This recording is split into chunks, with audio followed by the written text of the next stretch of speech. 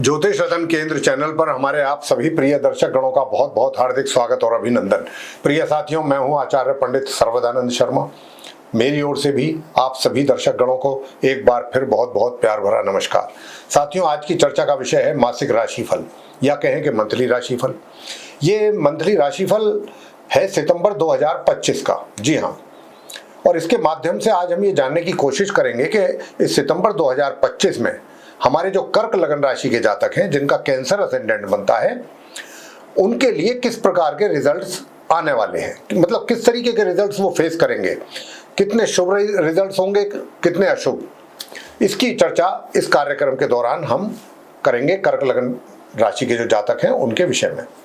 और ये जो शुभ और अशुभ परिणामों की बात है, खाली एक ही फील्ड को लेकर के नहीं, एक से अधिक। और अगर आप हमारे पुराने व्यूअर हैं, हमारा प्रोग्राम जो है वो आप वॉच करते हैं, तो आपको पता होगा कि जब भी हम बात करते हैं, चाहे वो मंथली राशिफल हो, मासिक राशिफल हो या एनुअल राशिफल हो, मेनली हम कुछ ही जो ऐसे पॉइंट्स हैं, जो आवश्यक पॉइंट्स हैं हमारे दृष्टिकोण से आपके लिए, उन्हीं पर चर्चा करते हैं। जैसे कि आपका प्रोफेशन, आपका करियर, वर्क प्लेस, उसके विषय में, जो तकरीबन हर व्यक्ति इससे जुड़ा हुआ है तकरीबन।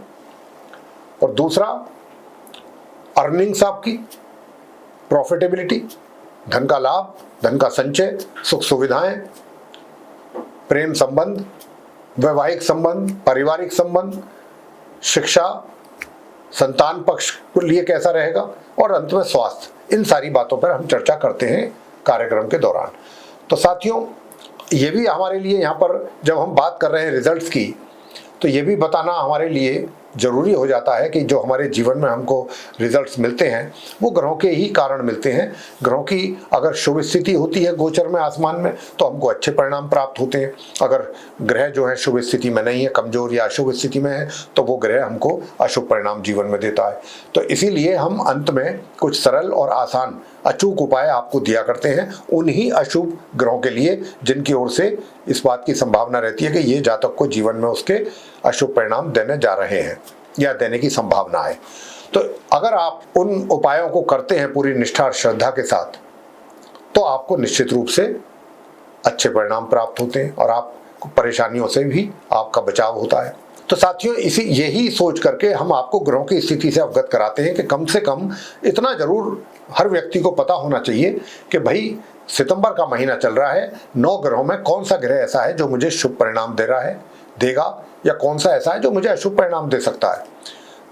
और वो अशुभ परिणामों की जो हम बताते हैं उपाय आपको, वही अगर आप करते रहेंगे तो आपका महीना बहुत सुकून और शांति से निकलेगा। यही इसके पीछे एक रीजन है जो हम आपको ग्रहों की स्थिति से अवगत कराते हैं। तो साथियों, आइए चर्चा को आगे बढ़ाते हुए आपको बताना चाहेंगे कि ठीक हमारे पीछे स्क्रीन पर चार्ट डिस्प्ले हो रहा है, ये आप कर्क लगन राशि के जातकों का चार्ट है। इस चार्ट में हमने ग्रहों की स्थिति को बहुत ही एक तरीके से, स्पष्ट तरीके से दर्शाया है। कौन सा ग्रह किस ग्रह के साथ संबंध बना करके किस राशि में, किस हाउस में बैठा हुआ है, कौन सा ग्रह अपना राशि परिवर्तन करेगा। क्योंकि जब भी कोई ग्रह अपना राशि परिवर्तन करता है, उसके रिजल्ट्स भी उसी के अनुसार बदल जाते हैं।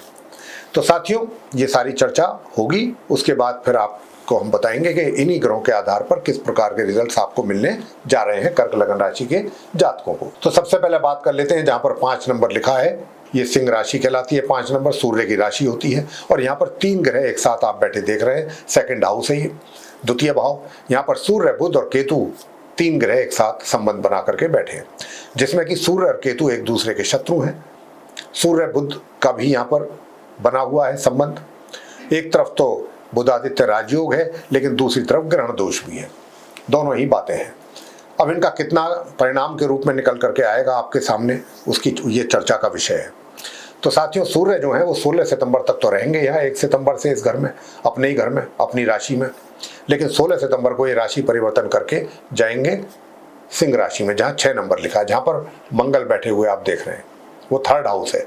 तो 2nd हाउस से निकल के सूर्य अपने घर से निकल के, अपनी राशि से निकल करके अपनी सम राशि कन्या में जाएंगे, जो कि बुध की राशि है, और फिर ये माह के अंत तक वहां रहेंगे। ठीक इनसे एक दिन पहले 15 सितंबर को बुध भी जो है अपना राशि परिवर्तन करेंगे। बुध भी यहां से निकलेंगे सूर्य से एक दिन पहले, और वो जब यहां से निकलेंगे, हालांकि बुध तो सूर्य को अपना मित्र मानते हैं, और बुध की ये मित्र राशि है सिंह राशि। लेकिन जब ये यहाँ से निकलेंगे तो मार्गी और अस्तवस्था में निकलेंगे। अस्तवस्था इसलिए क्योंकि सूर्य के नजदीक है। जब ये आगे जाएंगे थर्ड हाउस में, जहाँ इनकी अपनी राशि है कन्या, अपने ही घर में जाएंगे ये, और वहां पर इनको साथ मिलेगा सूर्यदेव का 16 सितंबर से। जब सूर्यदेव आएंगे तो 16 सितंबर से सूर्य और बुध की युति रहेगी माह के अंत तक, और फिर 30 सितंबर को बिल्कुल अंतिम तारीख महीने की, उस दिन सूर्य बुध जो है वो पश्चिम में उदय होंगे। तो थोड़ी कमजोर स्थिति जरूर है बुध की, हालांकि अपनी मूल त्रिकोण राशि में आएंगे, अपनी उच्च राशि भी है उनकी ये, तो लेकिन अस्तवस्था में होंगे। तो एक तरीके से कह सकते हैं कि खट्टा मीठा वाली बात है, कुछ इसके अच्छे भी परिणाम प्राप्त होंगे, कुछ थोड़े से इसमें कमी भी है। खैर, केतु की बात कर लेते हैं। केतु जो है वो भी मैंने जैसा बताया था कि सूर्य के शत्रु हैं, और उनकी शत्रु राशि है ये सिंह राशि। शत्रु राशि में ही बने हुए हैं, बने रहेंगे पूरे माह। शुक्र की बात कर लेते हैं। शुक्र अभी जहां पर 4 नंबर लिखा है, ये चंद्रमा की कर्क राशि है और लगन भाव है, फर्स्ट हाउस है, और शुक्र यहाँ पर बने हुए हैं माह के आरंभ से। लेकिन 14 सितंबर को शुक्र अपना यहाँ से राशि परिवर्तन करके निकलेंगे और कहाँ जाएंगे। हालांकि शुक्र की ये शत्रु राशि है, चंद्रमा की कर्क राशि, अभी भी शत्रु राशि में ही बैठे हैं, लेकिन 14 सितंबर को यहाँ से ये अपनी शत्रु की राशि से निकलेंगे तो शत्रु के ही घर में प्रवेश होगा सिंह राशि में, क्योंकि शुक्र और सूर्य एक दूसरे के शत्रु हैं। तो शुक्र जो है अपने कहाँ जाएंगे, शत्रु के घर में, सिंह राशि में, सेकंड हाउस में, 14 सितंबर को मार्गी और उदित अवस्था में। लेकिन वहां पर उन्हें मिलेगा अपने मित्र का साथ, केतु का। केतु शुक्र आपस में मित्र हैं। आगे बात करते हैं मंगल की। मंगल को अभी आप देख रहे हैं कहां पर, थर्ड हाउस में बैठे हुए हैं, मार्गी और उदित अवस्था में, कन्या राशि में। हालांकि कन्या राशि के स्वामी जो बुध हैं, मंगल उनको अपना शत्रु मानते हैं, तो ये कहा जा सकता है कि मंगल शत्रु के घर में अभी विराजमान है। लेकिन मंगल 13 सितंबर को ये भी अपना राशि परिवर्तन कर रहे हैं और मार्गी और उदित अवस्था में यहाँ से निकल करके ये अपनी सम राशि तुला में जाएंगे, जहाँ पर 7 लिखा है, फोर्थ हाउस, चतुर्थ भाव, और फिर ये माह के अंत तक वहाँ बने रहेंगे इसी राशि में। राहु की बात कर लेते हैं। राहु भी जो है वो जहाँ पर 11 नंबर लिखा है, ये कुंभ राशि है, कुंभ राशि में बने हुए हैं। कुंभ राशि के स्वामी शनि है, जो कि राहु के परम मित्र हैं। तो राहु अपने मित्र के घर में अष्टम भाव में, 8th हाउस में बने रहेंगे पूरे माह इसी प्रकार। आगे शनि की बात करते हैं, जहाँ पर 12 नंबर लिखा है, ये गुरु बृहस्पति की मीन राशि है और नवम भाव है। शनि अपनी सम राशि में बने हुए हैं उदित और वक्री स्थिति में, यानी कि शनि की चाल जो है वो उल्टी चाल है, उल्टी चाल चल रहे हैं शनि इस समय, पूरे महीने उल्टी चाल रहेगी। लेकिन इनका राशि परिवर्तन नहीं होगा। बात अंत में करेंगे गुरु बृहस्पति की, जहाँ पर 3 नंबर लिखा है, ये द्वादश यानी कि 12th हाउस है, 12वां भाव, और ये बुध की राशि मिथुन है। तो बृहस्पति यहाँ पर अपनी शत्रु राशि में बैठे हैं, क्योंकि बुध को बृहस्पति अपना शत्रु मानते हैं, और ये पूरे महीने इसी प्रकार यहाँ बने रहेंगे मार्गी और उदित अवस्था में। अपनी पोजीशन उनकी अच्छी है, बेहतर है। तो ये है ग्रहों की स्थिति साथियों, कर्क लगन राशि के जातकों के चार्ट में। अब इसी ग्रहों की स्थिति के आधार पर आपको भिन्न भिन्न क्षेत्रों में किस प्रकार के रिजल्ट्स मिलने जा रहे हैं, यही अब चर्चा का विषय है। तो सबसे पहले बात करेंगे आपके करियर के विषय में। साथियों, आपको बताना चाहता हूं कि माह के आरंभ से आपको अपने करियर में काफी चुनौतियां रहेंगी और कठिनाइयों का भी सामना करना पड़ेगा। लेकिन उन चुनौतियों को आप ऐसे काटते चले जाएंगे, पूरा करते चले जाएंगे, फेस तो करेंगे, लेकिन उन पे सफलता हासिल करते चले जाएंगे। जैसे कि जो हाथी होता है वो खेतों का पूरा सर्वनाश कर देता है, इसी तरह से आप समस्याओं पर काम करेंगे और पूरे हिम्मत के साथ करेंगे, जोश के साथ। आपके अंदर जोश भी रहेगा, होश भी रहेगा और करने का एक इरादा भी रहेगा और हौसला भी रहेगा। आप घबराएंगे नहीं उन चुनौतियों से। आपके लिए सफलता के मार्ग प्रशस्त होते चले जाएंगे। अब आते हैं कब, 13 सितंबर से, यानी कि माह का लगभग मध्य आ गया।